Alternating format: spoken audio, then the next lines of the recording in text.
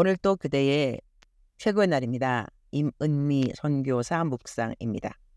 2024년 4월 11일 목요일 최고의 날. 나로 인하여 내 이웃이 평안할 수 있다면 역대하 14장.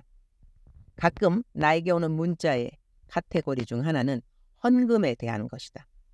나를 모르는 분인데 나에게 헌금을 보내고 싶다고 나를 찾았다고 해서 나에게 연결되는 분들이 있다.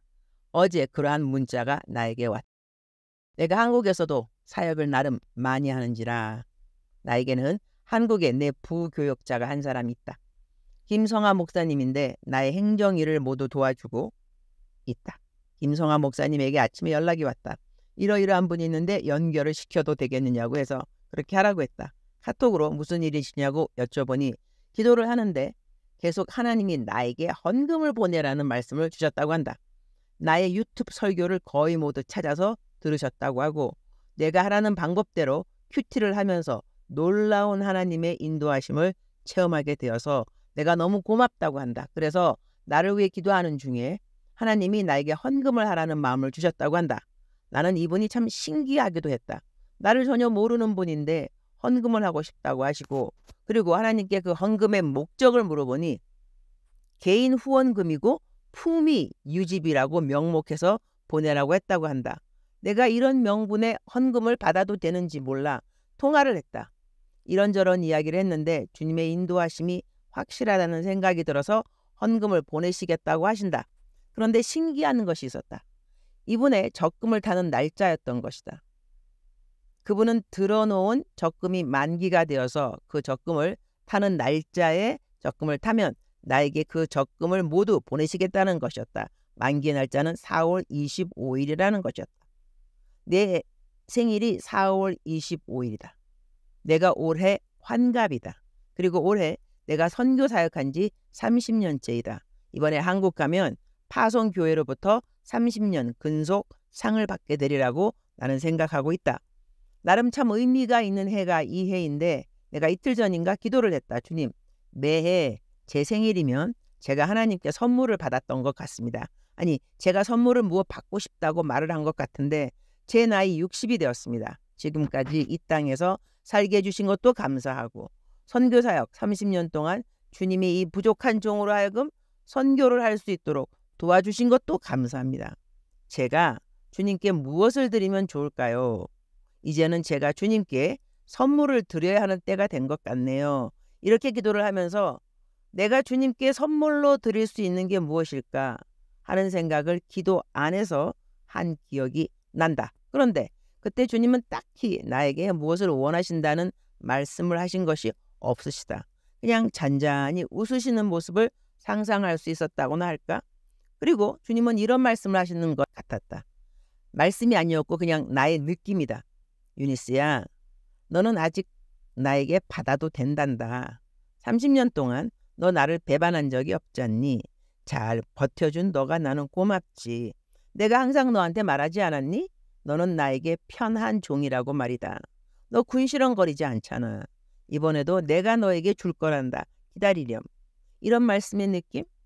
그때는 그냥 느낌이었고 오늘 글로 한번 옮겨보는 차원이라고 하겠다. 그런데 그분이 당신이 나를 유튜브 설교에서 만난 지가 1년 되었고 1년 동안 나를 위해 기도하였고 적금 넣은 지 1년 되는 이번 달에 적금 찾으면 그것을 나에게 주라는 마음을 하나님이 주셨다고 하시면서 참 이상하죠? 하나님이 아예 품위 유지비라는 항목을 주시더라고요. 그런 항목이 있는지 모르겠어요. 라는 말도 덧붙여 해주셨는데 내가 받는 헌금 항목 중에 품위 유지비가 있다. 그분이 그런 항목이 있느냐고 물어본 것도 신기. 주님이 나를 잘 모르는 사람에게 1년 분 적금 모두를 다 나에게 개인 후원금으로 주라고 마음을 주셨다는 것도 신기하고 그 만기 날짜가 바로 내 생일이라는 것도 신기한 일 아닌가? 그분에게 날짜에 대한 나의 신기함을 말씀드리니 그분이 감동이라고 그분이 우신다. 하여튼 주님은 아직도 내가 주님께 무엇을 드리는 것보다는 주님이 나에게 더 많은 것을 주고 싶어 하신다는 그러한 마음을 깨닫게 된다. 그런데 이런 글을 올리면 마음 한켠 이런 생각도 든다. 선교지에서 30년 넘게 사역한 선교사들이 한둘이겠는가? 환갑을 선교지에서 보낸 선교사들 역시 한둘이겠는가? 그분들은 내가 받는 이런 특이한 선물들을 받으셨는가? 그분들은 그렇다면 이런 나의 이야기에 마음이 서운해 하셔야 하는가? 나도 다른 사람들을 보면서 신기해할 때가 있다. 저 사람한테는 하나님이 왜 저런 특별한 은총처럼 여겨지는 일들을 행해 주시는 것일까? 사람은 심는 것을 거둔다고 하는데 과연 나는 하나님께 심은 것이 있는 것일까? 심은 것이 없이 거둔 것이 있다면 그 이유는 무엇일까? 앞으로 더 열심히 하나님을 위해 살으라는 격려의 뜻이 있는 것은 아닐까? 나 사실 잘 모른다. 어떤 분은 내가 항상 투명하고 선명하기에 주님이 쓰시기에 가장 편한 그릇이라는 말을 해주셨다. 감사. 그런데 그 말을 듣기에 그다지 거부감은 없는 것 같다. 주님이 나에게 자주 들려주시는 말씀이 우리 유니스는 내게 편한 종이라서 내가 기뻐한단다는 말씀이니까 말이다. 하나님이 사람들을 창조하셨을 때 여러 가지 모델로 창조해 놓으셨다는 생각을 나는 가끔 할 때가 있다. 똑같은 스마트폰이라도 기능이 좀 다를 수가 있다. 스마트폰이 똑같이 삼성에서 나오거나 애플에서 나와도 어떤 것은 사진이 더 잘 찍히는 기능이 있고 어떤 것은 녹음이 더 잘 되는 기능이 있는 것 같다. 어떤 사람은 고난을 잘 이겨내는 본보기로 창조된 사람이 있는 것 같다. 그런데 어떤 사람은 고난이 없어도 하나님을 잘 믿는 사람으로 창조된 사람도 있지 않을까? 그런 생각을 한 적이 있다. 어떤 사람들은 고난이 닥치면 하나님을 간절히 찾는 한 방편으로 안 나가던 새벽 기도를 나가기도 한다. 나는 고난이 있기 때문에 새벽 기도를 나가기 시작한 적이 없다. 고난이 있으나 없으나 하나님 앞에 나가는 것을 그냥 좋아했다. 하나님이 내가 헌금 많이 하면 복을 줄 것이라는 생각으로 헌금을 많이 낸 적도 없다. 하나님이 주신 것이니 감사해서 어찌하든 좀 돌려드려야 하지 않을까 싶어서 헌금하다 보니 어느 날 10의 10조를 하게 되었다. 하나님이 사람들 미워하면 안 된다고 하셔서 미운 사람 미워하지 않게 해달라고 말씀드리고 대신 축복기도 하다 보니 감사하게도 딱히 미운 사람도 섭섭한 사람도 내 삶에는 없게 되었다. 누구라도 더 사랑해주면 좋겠다는 생각을 하지만 항상 모든 사람들이 다 사랑스럽게 느껴지지는 않는다. 사랑하기가 좀 불편하게 느껴지는 사람이 생기면 그건 하나님이 기뻐하시는 것이 아니니 하나님이 기뻐하지 않는 감정들은 나사렛 예수의 이름으로 명령하노니 물러가라 라는 대적 기도를 한다. 이렇게 매일 살다 보니 어느덧 내 나이 60이 되었다. 주님은 과연 언제 다시 오실까? 내가 주님이 오시기 전까지 지향하는 신앙생활은 균형 있는 삶이다. 영적으로 육적으로 건강하고 이 땅에서 살아가는 동안 일반 상식 잘 지키고 이웃들 부지런히 도와주고 기회 있는 대로 전도도 하고 예수님 안 믿는 사람들한테 욕먹을 일 하지 않고 누구라도 고맙게 여겨주는 이웃으로 살다가 주님 만나서 휴거 되면 참 좋겠다 하는 그런 생각하면서 매일 평범하게 그리고 평안하게 살고 있다. 하여튼 어제는 주님으로부터 깜놀 선물을 주시는 소식에 감사했고 그 일의 통로가 되어주신 분께도 내가 깜놀 선물에 감격하고 감동했듯이 동일한 은혜가 임하기를 축복기도 드린다. 역대하 14장 7절 아사가 일찍이 유다 사람에게 이르되 우리가 우리 하나님 여호와를 찾았으므로 이 땅이 아직 우리 앞에 있나니 우리가 이 성읍들을 건축하고 그 주위에 성곽과 망대와 문과 빗장을 만들자. 우리가 주를 찾았으므로 주께서 우리 사방에 평안을 주셨느니라 하고 이에 그들이 성읍을 형통하게 건축하였더라. 우리가 주를 찾았으므로 주께서 우리 사방에 평안을 주셨느니라. 이 말씀이 마음에 와 닿는다. 우리가 주를 찾았다는 그 말에 내가 주를 찾았다라는 말을 대입시켜보고 싶다. 나 하나가 주를 열심히 잘 찾아도 하나님은 내 주위에 평안을 주실 수 있지 않을까? 이렇게 삶의 적용을 하고 싶어진다. 주님, 오늘 또 최고의 날입니다.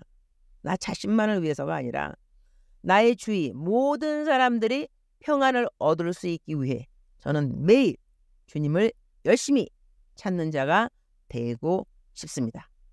내가 하나님을 열심히 찾는다고 주님이 인정해 주신다면 내 남동생들의 가정이 평안할 것이고 내 이웃들의 가정이 평안할 것이고 내가 아는 모든 사람들의 삶이 평안해질 수 있지 않을까, 그런 생각을 하게 됩니다.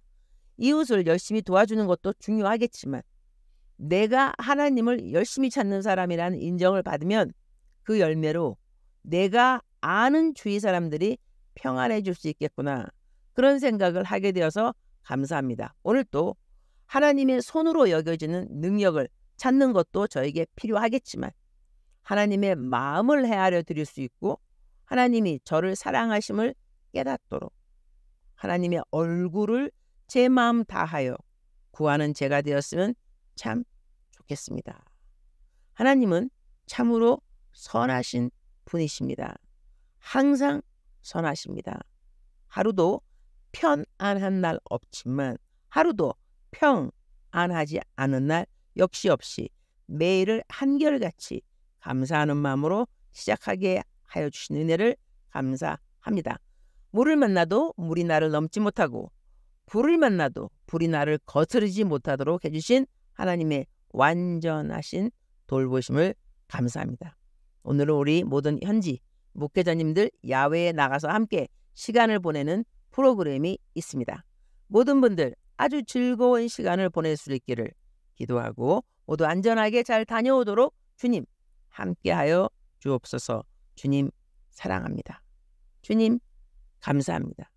오늘 또 우리 주님 저를 보시면서 하루 종일 기쁘시면 참 좋겠습니다. 외울 말씀, 여호와를 의지하는 자는 시온산이 흔들리지 아니하고 영원히 있음 같도다. 시편 125편 1절 말씀. 사랑하는 그대여, 사랑하는 그대여, 출석 부르고 있습니다. 대답하셔야죠.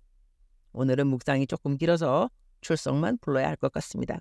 사랑하는 그대여, 하나님과 동행하는 삶, 항상 기쁜 삶이 아닐 수 없습니다. 기쁘다고 했지 행복하다고 저는 말하지 않고 있습니다. 행복하지 않아도 우리는 감사할 수 있습니다. 아멘이십니까? 기쁘다는 것은 내 마음속에 있는 평강을 말하는 것입니다. 환경이 아니라 내 마음에 있는 평강을 말하는 것이죠. 사랑하는 그대여, 평강, 평안, 우리 삶의 영적인 무기가 아닐 수 없습니다. 평강이 있을지어다, 평강이 있을지어다. 마음에 어떤 생각이 있다 하더라도 평강 있을지어다. 사랑하는 그대여 축복합니다. 사랑하는 그대여 사랑합니다. 오늘 또 그대의 최고의 날입니다.